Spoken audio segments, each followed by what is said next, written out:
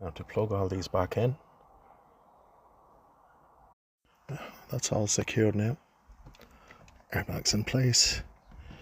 Time to tighten this. Right, that's the final look.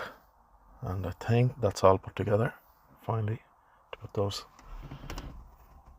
covers back on. There's one on each corner. Or each side, should I say. There we go, that's done. Now we have it all connected back up. My battery is low, so it's on charge at the moment. So,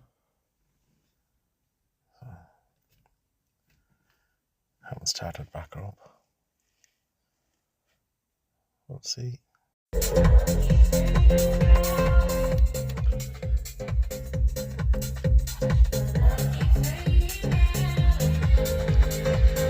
Controls working as it should.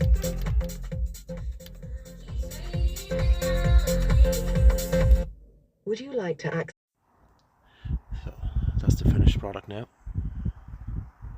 Must say, goes really well with the red interior. Hope this video helped.